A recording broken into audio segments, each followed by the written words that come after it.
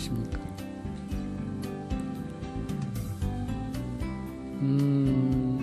참선요가 중에서 이번에는 동작이 꽤 큰 동작입니다.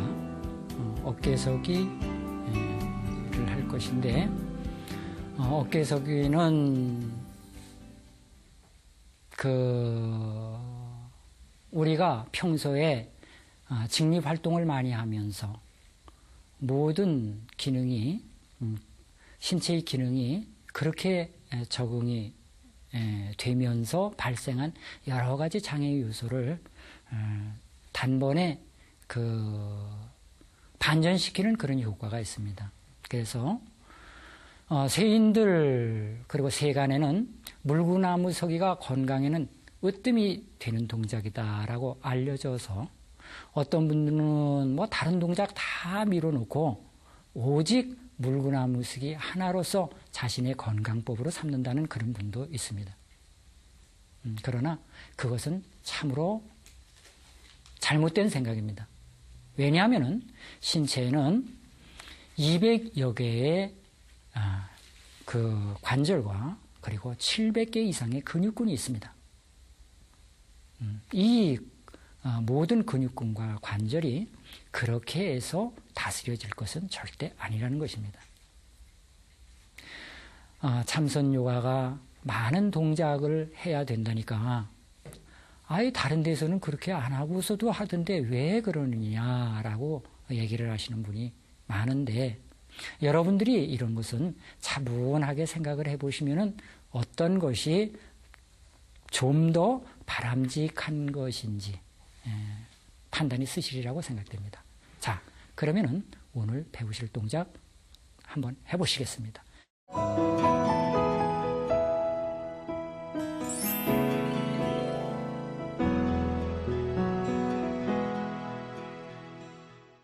자, 들어놓습니다.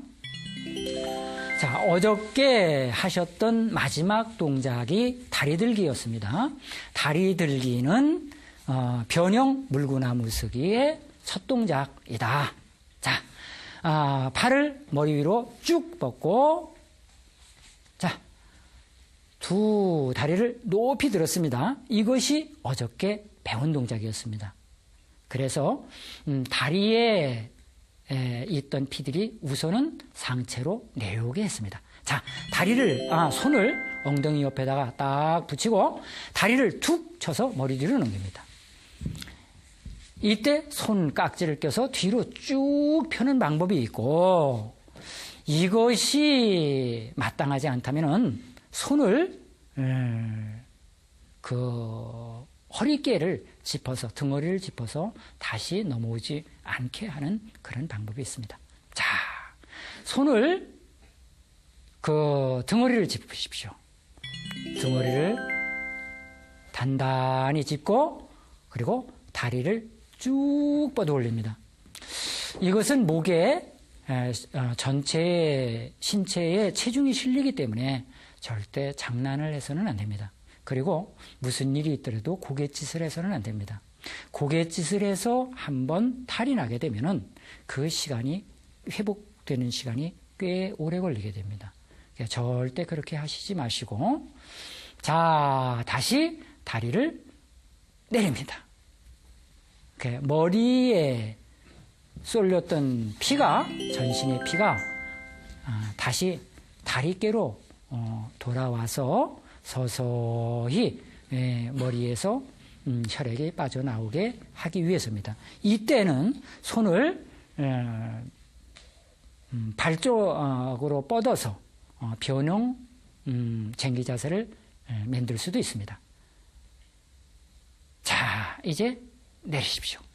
자, 오늘은 여기까지 하시겠습니다. 자, 이제 자리에 잠시 앉으시도록 그렇게 하십시오.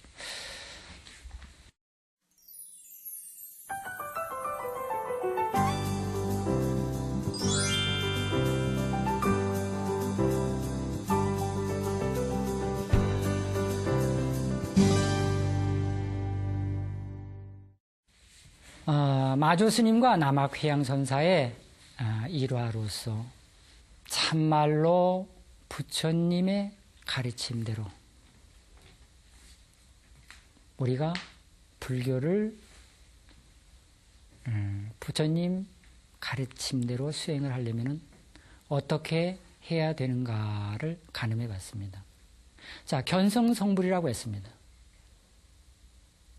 성을 보면은 부처가 된다고 했습니다.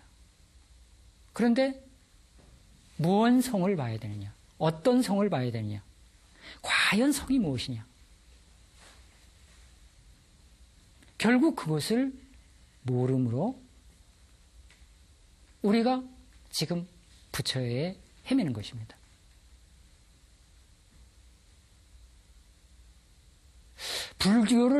부처님을 알지 못하고 부처님이 되겠다는 것은 정말로 큰 넌센스입니다. 목적 개념이 없이 하는 일은 그 무엇도 제대로 될 리가 없습니다. 부처님의 말씀은 우리 모두 생사윤회를 결정코 타넘어서 모두 열반의 경지에, 해탈의 경지에, 정멸의 경지에, 부처의 경지에 다다르자, 부처가 되자 하시는 한 말씀으로 정리를 할 수 있습니다. 그런데 열반이 무엇인지, 해탈이 무엇인지, 정멸이 무엇인지, 그리고 더 많은 단어들이 있습니다. 반야가 무엇인지, 부처가 무엇인지 모르고서 내가 부처님 가르침을 제대로 행하고 있다라고 생각하면 정말로 이것은 커다란 오산이라는 겁니다. 이렇게 곰곰이 내 자신을 살펴봤을 때 내가 이것을 정확하게 파악하지 못했다면, 그리고 여기에서 벗어난 공부를 하고 있었다면 여러분들이 모든 것을 조금 더 아까워 생각하시지 마시고 싹 버리고 과연 부처가 무엇이냐, 어떤 것이 부처냐, 과연 무엇이 부처냐, 이렇게 생각을 모아갈 때에 진정으로 그분이 제대로 된 수행을 하시는 것이고 제대로 된 참선을 하시는 것이고 제대로 불법 공부를 하시는 것이다.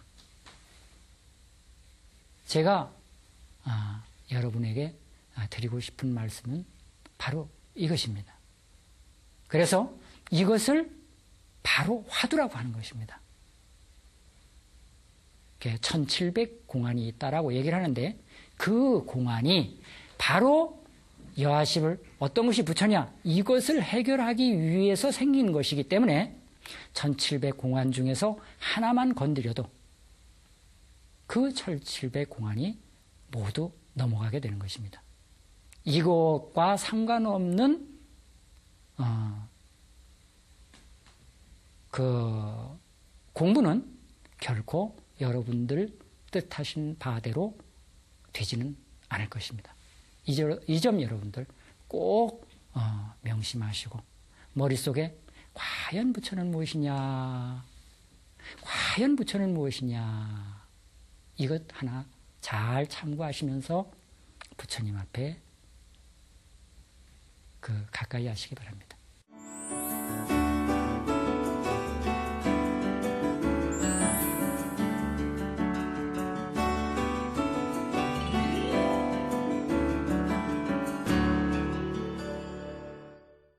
오늘 배우신 거 다시 한번 복습하겠습니다.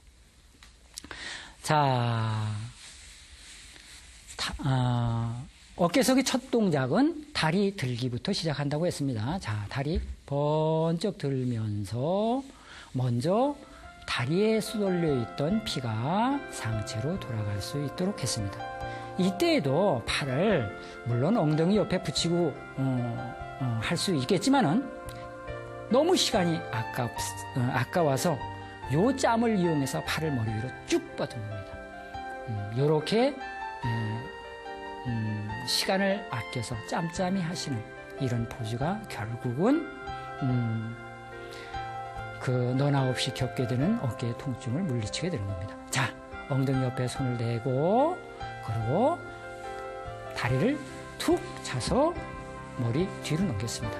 이때 손깍지를 껴서 다시 팔을 쭉 뻗습니다. 이렇게 여러분들 이런 틈틈이 꼭 기억 잘 하시고 정확한 자세를 유지하시려고 하면 됩니다. 그러나 처음 하시는 분들은 이렇게 하시기가 힘드니까 손을 등 뒤에 고여주면 좋다. 자, 다시 이제 바로 된 어깨서기 자세입니다. 손으로 등 뒤를 딱 단단하게 짚고 다리를 높이 올려서 자, 발끝을 하늘로 쭉 뻗습니다. 요즘에 이 참선 요가 지도자들이 각기 이제 특기대로 참선 요가의 효능을 이제 개발하는 것 같습니다. 그래서 발을 뻗었을 때, 발끝을 천장으로 보냈을 때, 그리고 발끝을 아래쪽으로 향했을 때 느낌이 다르다라고 얘기를 하는데, 이런 것도 여러분들이 한번 스스로 해보시면서 하시면 좋습니다. 그렇기 때문에 참선 요가는 흉내만 내도 됩니다라고 얘기를 하는 겁니다.